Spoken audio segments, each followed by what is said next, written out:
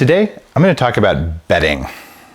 Bedding, what the heck? This is a sleep challenge. Well, you spend a third of your life, maybe less than a third once you know how to sleep really well, in bed. What you do there really, really matters. So, your sheets are important. You want to get cotton sheets. You don't want to sleep on synthetics. Wool sheets are okay. In fact, maybe even better if you're in an environment where wool is good for you. And there are certain new textiles that are really crazy that can do things that you couldn't do before around temperature control.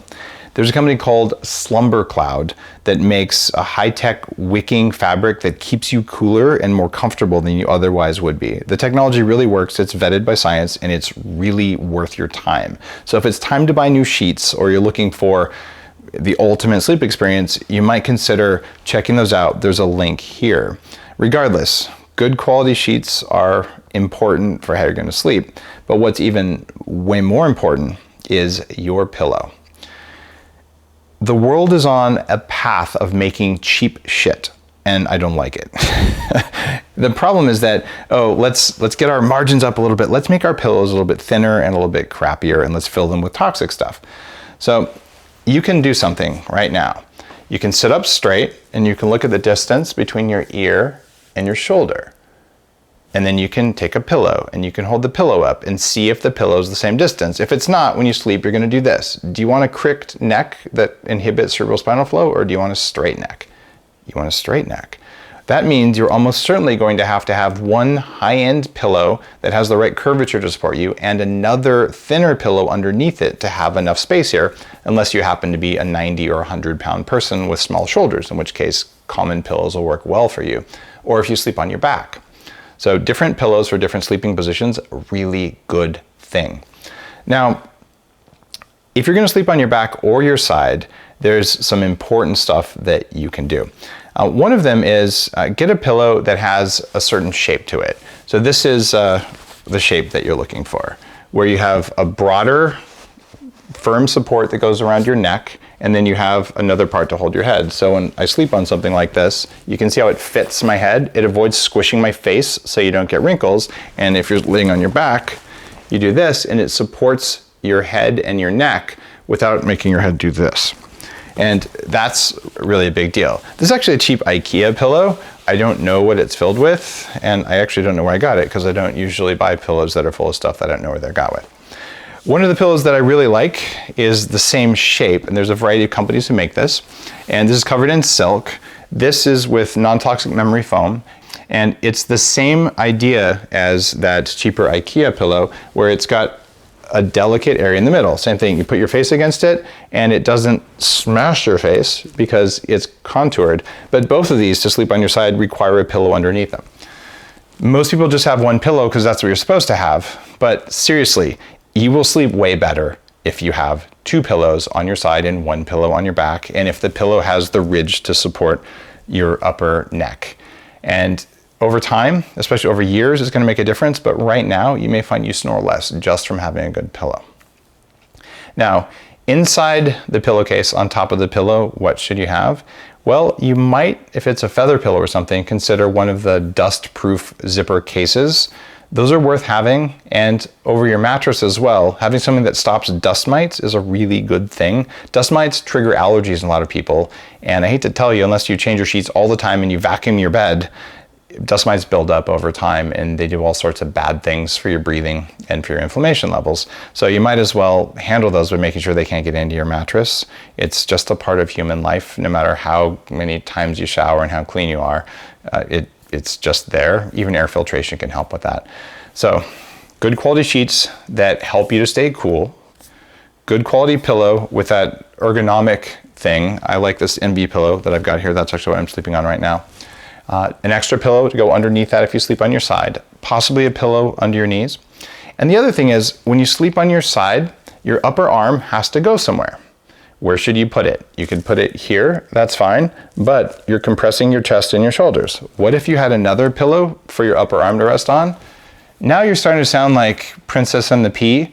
I don't care. Be Princess and the Pea. You should be completely relaxed when you go to sleep. And if that means you need a pillow under your arm to hold it up, and you need two pillows under your head so it's at the right angle, and your breathing is better, and your arm feels better in the morning and you have better circulation in the morning, you win.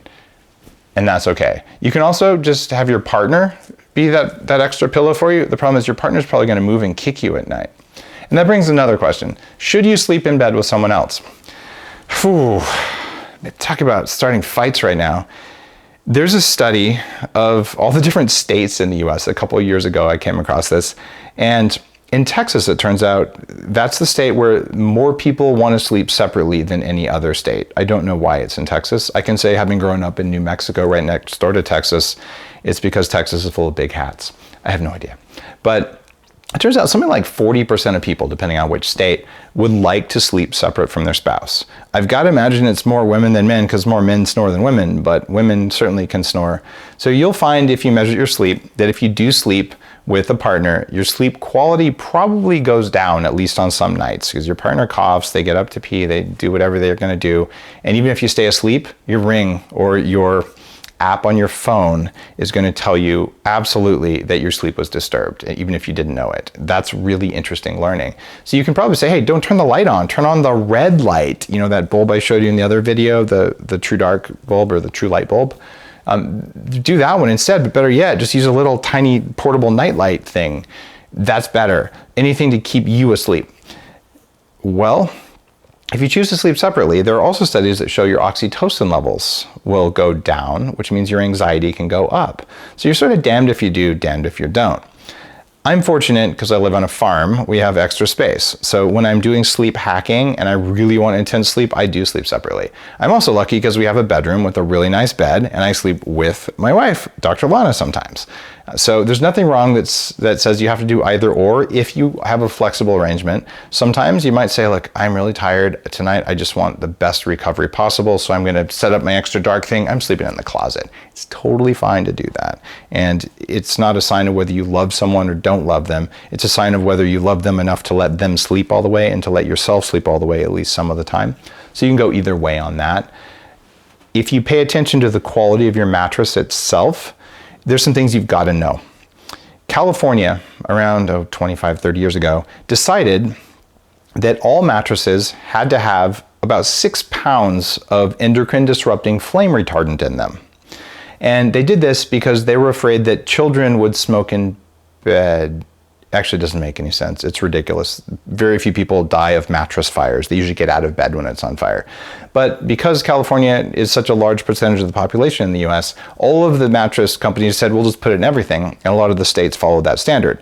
So now it's very hard to buy a mattress that doesn't have flame retardant in it. In fact, you can buy them though. You just have to specify that and look for brands. You want organic, non-toxic, no flame retardant in a mattress. Now, if you do this, you need to make sure you have smoke detectors and don't smoke in bed. Since no one does that anymore anyway, it appears to be a risk that was being handled by someone trying to sell stuff like chemicals, not by any actual risk-based need. And if you find that you do need flame retardant, go buy it. That's just okay. So lower toxins. If you have a bed that is toxic, there's a couple things you can do. One is an airtight cover on the mattress can help a lot. And if you buy a new mattress that has any smell, even if it's supposed to be non-toxic, leave it to air out on a pallet or jacked up a little bit with fans on it in a room that's as hot as you can get, or better yet, out in the sun. It's amazing what heat and air will do to get volatile organics out of a mattress. If you were to buy a mattress made of toxin-based foam, which most of them are, and you were to take that and you were to put it on your bed as soon as you got it, and then you were to wake up the next morning and feel all stiff and cranky and angry and your sleep quality was no good, it's the toxins. Hit the charcoal, hit the glutathione, and air out your mattress, for goodness sake. All right, hope this was helpful for you. Good sheets, good pillows, good mattress.